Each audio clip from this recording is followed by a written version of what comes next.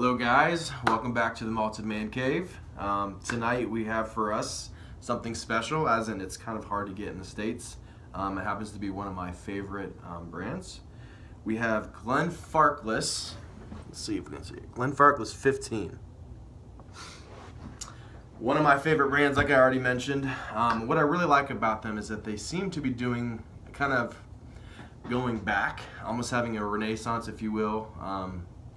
Doing things the old-fashioned way, you know, higher ABVs, no coloring adding, non-chill filtering. Although I don't believe that it says in this particular bottle of Scotch that there is no color added. I'm pretty sure that I've read on all my sources that they never add color, and unlike something that they actually hide it with their brown bottles, they might probably say that they do this to be different. And maybe they do, but I also think it's a way that they also show, they don't show that maybe it's not as dark a color. But that's fine, because us that know our whiskeys know that it doesn't matter. Color does not always mean innate or inherent quality. So, Glenfarclas 15, it is 46% ABV. That's good. No color adding, as with their entire line. And I'm not sure about the non-chill filtering. Tasting it, it could go either way. I'm not sure. This is kind of the ones I really had a hard time telling, since it didn't distinguish it on the label. So yeah, they kind of do things the old-fashioned way. They do a very good job of spending the money that they need to spend to get good quality sherry cask, and that's what I really appreciate about them, as I love sherry flavored whiskeys. One of the things though is that it's not necessarily always first fill. I love first fill when you just want a true sherry bomb. But I also appreciate second and third fill sherry matured whiskeys if it's done well and if it's quality cask. You can have second and third fill sherry cask that is shite, or you can have second, third fill cask of a quality cask that's still delicious. In fact, in some ways, when you get more of the oak, sometimes it can give you more of the butterscotchy, toffee type taste, which I happen to think is magnificent, especially when you mix it and you get that complex balance between the sherry and the butterscotchy kind of vanilla oak notes. Yeah. Sorry guys, I'm not on my game today. Like I said before, this is my second review for today, and I'm sick. My beautiful daughter gave me strep throat, so I apologize. Anything else I want to say about that? Nope. Why don't we taste some whiskey?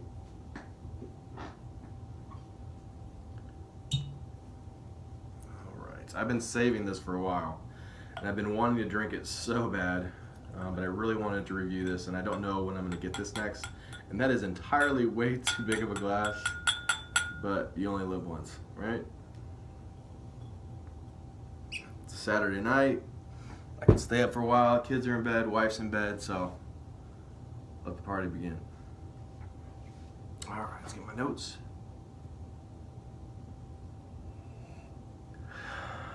I can already tell you ahead of time, this is going to be a very high score. I love Glenfarclas, and I particularly love the 15.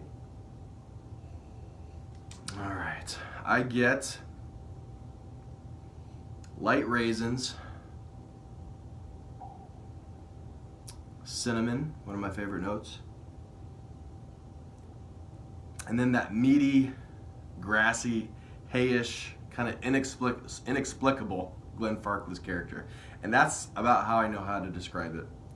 Meaty, grassy, on a kind of sweet hay, and that's about all I know how to describe it. Unless you've had Glenfarclas, you will have no idea what I'm talking about. Unless you're Scottish and you work at a distillery or you're just obsessed with Scotch, you would not know what the heck I'm talking about. You're just gonna have to taste it and kind of experience it for yourself. One of the things that they do differently is they do not, I can't remember what the term is. Is it direct fire or not direct fire? Whatever it is, they have their stills and they heat it from the outside underneath. Instead of there's an internal mechanism where it heats it on the inside. It's actually on the outside. So it actually puts more kind of strain and pressure and just wear and tear on the stills, and they have to go through it and spend a lot more money going through stills than other distilleries.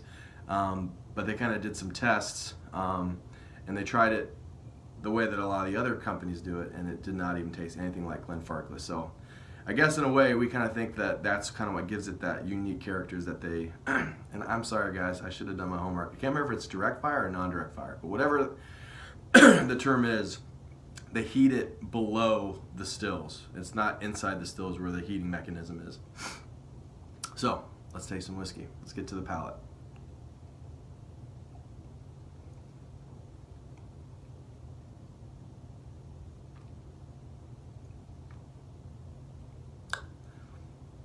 It's got a rich yet thin sherry and sultana note. I think it's rich and it's delicious, but it is kind of thin because it's not just a sherry bomb. Some people who just are obsessed with sherry bombs, this may not be your favorite, but if balance is something you like, the sherry and kind of the oak and the butterscotch notes, this is going to be your dram of choice.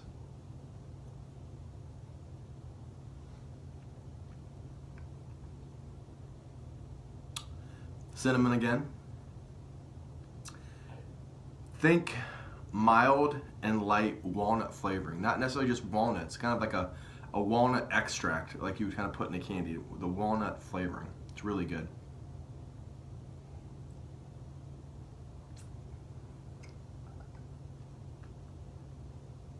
Coca-Cola.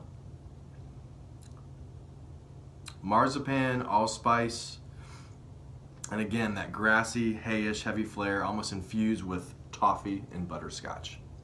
Just fantastic stuff, guys. You have to pick this up. You're gonna probably have to get it through Whiskey Exchange, or what's the other one? Excuse me. Wow. Not Malt Maniacs. That's a good website though, Malt Maniacs. Something with Master of Malt. There we go, Master of Malt. You're probably gonna have to pick it up there and pay a decent amount if you're in the States. Obviously, you guys in the UK or in Europe, you guys are in luck. You guys are gonna be able to get this a lot cheaper and a lot easier. But those in the States, to get the 15, because I think it's more of a specific to the European market, you're gonna have to go online and get it and pay a pretty good price for it. All right, for the finish.